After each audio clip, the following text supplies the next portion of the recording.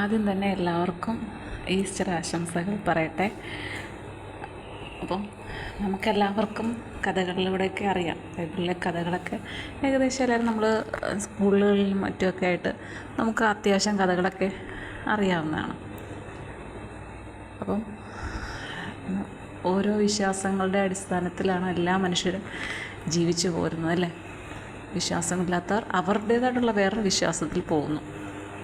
അപ്പോൾ എന്തായാലും യേശുദേവൻ എല്ലാവർക്കും വേണ്ടി കുരിശിലേറ്റപ്പെട്ട ഒരു ജീവിതം കാഴ്ചവെച്ച ആളാണ്. ആ ജീവിതം കാഴ്ചവെച്ചത്, കുരിശിലേറ്റപ്പെട്ട ജീവിതം കാഴ്ചവെച്ചത് എന്ന് ഞാൻ പറയുന്നത്, അത് മറ്റുള്ളവർക്കൊരു ഒരു ജീവിതത്തിൽ നമ്മൾ നോക്കിക്കാണേണ്ട കുറേ കാര്യങ്ങൾ കൂടി അദ്ദേഹം പറയുന്നുണ്ട്. അദ്ദേഹത്തിന് എല്ലാത്തിൽ നിന്ന് രക്ഷപ്പെടാൻ പറ്റുമായിരുന്നു, അല്ലേ?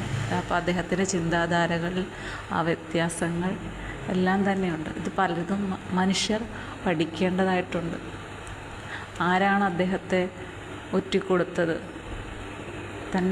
തൻ്റെ കൂടെ നിന്ന ഓരോരുത്തരെയും സ്വയം മനസ്സിലാക്കിക്കൊണ്ട് തന്നെ, അല്ലേ, അവരുടെ മനസ്സിലെന്താണെന്ന് മനസ്സിലാക്കിക്കൊണ്ട് തന്നെ മുന്നോട്ട് പോയി എല്ലാം സഹിച്ചു, അല്ലേ? ഏറ്റവും വലിയ വേദന അനുഭവിച്ചുകൊണ്ട് ഇല്ലാണ്ടായി വീണ്ടും എഴുന്നേൽക്കുകയാണ് അദ്ദേഹം. അപ്പോൾ ആ ഒരു ജീവിത കഥ ഇപ്പം നമ്മളെല്ലാവരും കേൾക്കുമ്പോൾ നമ്മളതൊരു കഥയെന്നുമുള്ള രീതിയിൽ മാത്രം കാണാതെ, നമ്മുടെ ജീവിതത്തിൽ നമ്മൾ ഇതുപോലുള്ള ഒരുപാട് കാര്യങ്ങൾ സഹിക്കേണ്ടി വരും, നമ്മൾ ക്ഷമിക്കേണ്ടി വരും. ഇപ്പം യേശുവിനെ കുറിച്ച് പറയുമ്പോൾ ചുറ്റുമുള്ള ആളുകൾ അദ്ദേഹത്തെ ഒറ്റിക്കൊടുത്തു, അല്ലേ? അതേപോലെ തന്നെ നമ്മുടെ ജീവിതത്തിലും നമ്മുടെ ചുറ്റും ഉള്ള, അല്ലെങ്കിൽ നമ്മുടെ ഒപ്പം നിൽക്കുന്ന പലരും ചിലപ്പോൾ നമ്മളെ ഒറ്റിക്കൊടുക്കും, നമുക്ക് വേദനകൾ തരും. അറിയും നമ്മുടെ ഏറ്റവും അടുത്ത സുഹൃത്തുക്കൾ, ബന്ധുക്കൾ അല്ലെങ്കിൽ കൂടപ്പിറപ്പ് ആണ് നമുക്കെതിരെ നിന്നത് എന്ന് നമ്മൾ ഒരിക്കലും മനസ്സിലാക്കും. അങ്ങനെ മനസ്സിലാക്കുമ്പോൾ തളർന്നു പോകരുത് എന്നൊരു വലിയ കാര്യം കൂടെ നമ്മൾ മനസ്സിലാക്കണം. എനിക്ക് കൂടുതലായിട്ട് കഥ വിശദമായിട്ട് പറയാൻ എനിക്കറിയില്ല, എങ്കിലും എൻ്റെ അറിവ് വെച്ച് മാത്രമാണ് ഞാൻ പറയുന്നത്. അപ്പോൾ ഏത് മഹത് വ്യക്തിയാണെങ്കിലും മഹാത്മാവാണെങ്കിലും അവരുടെ ജീവിതത്തിൽ നിന്നും നമ്മൾ കുറേ കാര്യങ്ങൾ മനസ്സിലാക്കേണ്ടിയിരിക്കുന്നു, അല്ലേ?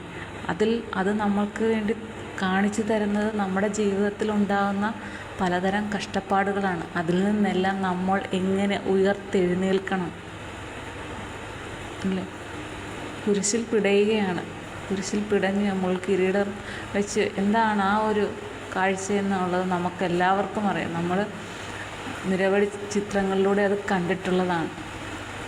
ആ വേദനയും ചുമന്ന് ഇല്ലാണ്ടാകുന്നു, പിന്നെ ആ എല്ലാ ശക്തിയോടും കൂടി ജനിക്കുന്നു എന്ന്, അല്ലേ?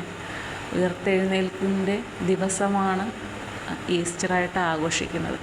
അപ്പോൾ അത്രയും ത്യാഗവും വേദനയും എല്ലാം സഹിച്ചാൽ നമുക്ക് എന്നായാലും ജീവിതത്തിൽ ഒരു ഉയർച്ച ഉണ്ടാകും എന്നുള്ള കാര്യം ഉറപ്പാണ്. അതൊറ്റ ഒരു കാര്യം മാത്രമാണ് ഞാനിവിടെ പ്രത്യേകിച്ചും പറയുന്നത്. നമ്മുടെ ജീവിതത്തിൽ നമുക്ക് എത്ര പ്രശ്നങ്ങൾ വന്നാലും, നമ്മൾ മരണത്തോട് മല്ലിട്ട് കിടന്നാലും, നമ്മൾ ആരുമില്ലാത്ത ഒരവസ്ഥയിലെത്തിയാലും തീർച്ചയായിട്ടും നമ്മൾ അതിൽ നിന്നെല്ലാം ഉയർത്തെഴുന്നേറ്റ് വരും എന്നുള്ള കാര്യം ഉറപ്പാണ് എന്ന് അദ്ദേഹത്തിൻ്റെ ജീവിതത്തിൽ നിന്ന് തന്നെ നമ്മൾ മനസ്സിലാക്കണം. നമ്മൾ പള്ളിയിൽ പോകുന്നു, അവിടെ നിന്നും നമുക്ക് അവിടുത്തെ പുരോഹിതൻ നമുക്ക് കാര്യങ്ങളെല്ലാം പറഞ്ഞു തരുന്നുണ്ട്. അത് നമ്മൾ കേൾക്കുന്നു, മനസ്സിലാക്കുന്നു, ജീവിതത്തിൽ അത് പ്രാവർത്തികമാക്കുവാനായും നമ്മൾ ശ്രമിക്കുക, അല്ലേ? നമ്മുടെ വേദനകളെല്ലാം ഒരിക്കൽ മാറും എന്നാൽ ശുഭാപ്തി വിശ്വാസം എല്ലാവർക്കും ഉണ്ടാവണം എന്നാണ്. അതാണ് എനിക്ക് ഈസ്റ്ററിൻ്റെ ദിവസത്തിൽ എല്ലാവരോടും പറയാനുള്ളത്. ഇതിനിപ്പം ജാതിയും മതവും ഒന്നും ഒരു പ്രശ്നമല്ല. ഞാനും പള്ളിയിൽ പോയിട്ടുണ്ട്. പള്ളിയിൽ പോയിട്ടെന്ന് വെച്ചാൽ വിവാഹത്തിനൊക്കെയാണ് പോയിട്ടുള്ളത്. പക്ഷേ എനിക്കറിയാവുന്ന രീതിയിൽ നമ്മളെന്താണ്, നമുക്ക് പ്രാർത്ഥിക്കാനുള്ളത് നമുക്ക് പ്രാർത്ഥിക്കാം എന്നാൽ ഞാൻ പോയിട്ടുണ്ട്. ഇപ്പം മറ്റൊരു പള്ളിയും കൂടെ ഉണ്ടല്ലോ, മുസ്ലിംസിൻ്റെ പള്ളി. അവിടെ ഞാൻ അവരുടെ നേർച്ച പെട്ടിയിൽ പൈസ ഇട്ടിട്ടുണ്ട്, അവിടുത്തെ കഞ്ഞി കഴിച്ചിട്ടുണ്ട്. അപ്പം നമ്മളെല്ലാവരും ഒരേപോലെയുള്ളവരാണ്. കളർ വ്യത്യാസം ഇത് എന്നൊക്കെയുള്ള വ്യത്യാസങ്ങളൊക്കെ ഉണ്ടായാലും നമ്മളെല്ലാവർക്കും ഒരേ ചോര തന്നെയല്ല, ഒരേ നിറമല്ലേ ചോരയ്ക്ക്. അങ്ങനെ വ്യത്യസ്തമായ നിറം വല്ലതും ഉണ്ട്, ഗ്രൂപ്പുകളുണ്ടെന്ന് വേണമെങ്കിൽ പറയല്ലേ, പക്ഷേ ഒരേ നിറമാണ്. അപ്പം നമ്മൾ പലപ്പോഴും അത് മനസ്സിലാക്കാതെ പോകുന്നു. ഈ ഭൂമിയുടെ തുടക്കം അതെങ്ങനെ ആയിരിക്കും എന്നൊന്നും നമുക്കറിയില്ല. പക്ഷെ ഒരു ജീവനിൽ നിന്നാണ് ഇന്ന് ഈ കാണുന്ന എല്ലാ ജീവനുകളും ഉണ്ടായിട്ടുള്ളത് എന്നുള്ള കാര്യത്തിൽ ഒരു വ്യത്യാസവുമില്ല, അല്ലേ? തലമുറകളായി നമ്മൾ ഭിന്നിച്ച് പോയി എന്നുള്ളതാണ്. എന്തായാലും ജീവൻ ഒരിടത്ത് ഉണ്ടായി എന്നുള്ള കാര്യം ഉറപ്പാണ്. അതിൽ നിന്ന് വിഭജിച്ച് ഇത്രയും അധികം ജനവർഗം ഉണ്ടായി എന്നുള്ളത്. എന്തായാലും ഈസ്റ്ററാണ്. എല്ലാവരും സന്തോഷത്തോടു കൂടി സമാധാനത്തോടു കൂടി ഇരിക്കുക. പിന്നെ ഈസ്റ്റർ ആകുമ്പോഴത്തേക്കും അടുത്ത അയലത്തുകാരൊക്കെ വേറെ ഹിന്ദുക്കളും മറ്റ് ഭാഗക്കാരൊക്കെ ഉണ്ടെങ്കിൽ തീർച്ചയായിട്ടും നിങ്ങൾ സ്പെഷ്യലൊക്കെ ഉണ്ടാക്കുമ്പോൾ അയലത്തുള്ളവർക്കൊക്കെ കൊടുക്കുക.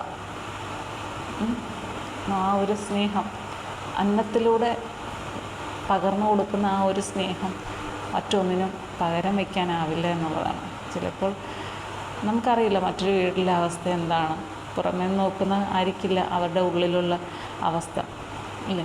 പുറമേ നോക്കുമ്പോൾ എല്ലാ സൗകര്യം, പക്ഷേ അന്നത്തെ അവരുടെ ഒരു ദിവസത്തെ ആഹാരം എങ്ങനെയാണ്, അവരെന്താണ് കഴിക്കുന്നതെന്നും നമുക്കറിയില്ല, അല്ലേ? ആഹാരം പാചകം ചെയ്തിട്ടുണ്ടോ എന്ന് പോലും അറിയില്ല. അപ്പം എന്തായാലും ഒരു നന്മ എന്ന് പറയുന്നത് ഒരു നേരത്തെ ആഹാരം ആർക്കെങ്കിലും കൊടുക്കുക എന്നുള്ളത് വലിയ കാര്യമാണ്. അപ്പം നിങ്ങളും കുറച്ച് കൂടുതൽ കരുതുക. യേശു പറഞ്ഞു, നിന്നെപ്പോലെ നിൻ്റെ അയൽക്കാരനെ സ്നേഹിക്കുക. അതുപോലെ ബൈബിളിൽ ഒരുപാട് വചനങ്ങളുണ്ട്. ഞാനിങ്ങനെ ശ്രദ്ധിക്കാറുണ്ട്, നമ്മളിങ്ങനെ ട്രാവൽ ചെയ്യുമ്പം ഈ പള്ളിയുടെയൊക്കെ മതിലിലൊക്കെ ഇങ്ങനെ എഴുതി. ഞാൻ മാക്സിമം അത് വായിക്കാൻ ശ്രമിക്കും. പിന്നെ വണ്ടി സ്പീഡിലാണെങ്കിൽ നമുക്ക് കുറച്ചൊക്കെയാണ്, പക്ഷേ ദൂരെ നിന്ന് ക്യാച്ച് ചെയ്യാനൊക്കെ ഞാൻ ശ്രമിക്കും. എനിക്കിഷ്ടമാണ് ആ വചനങ്ങൾ.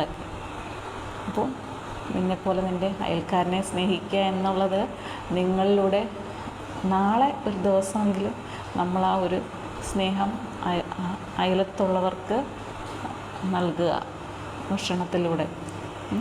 അങ്ങനെ അവരും ആ ഒരു ഈസ്റ്ററിൻ്റെ ദിനം അവരും ആഘോഷിക്കട്ടെ. നിങ്ങൾ കൊടുക്കുന്ന ആഹാരത്തിൽ നിന്ന് അവർക്ക് മനസ്സിൽ തോന്നുന്ന തൃപ്തി നിങ്ങൾക്കൊരു ഐശ്വര്യമായിട്ടും മാറട്ടെ എന്ന് ഞാൻ പ്രാർത്ഥിക്കുന്നു. പിന്നെ നവാസിക്ക കുഞ്ഞിനോട് പറയാൻ പറഞ്ഞിട്ടുണ്ടായിരുന്നു വിഷുവിൻ്റെ ആശംസകൾ. ഞാൻ പല ദിവസവും പറയാൻ പറഞ്ഞിട്ട് മറന്നു പോകും, പക്ഷെ ഞാൻ അവളോട് പറഞ്ഞിട്ടുണ്ടായിരുന്നു കേട്ടോ. ഓക്കെ.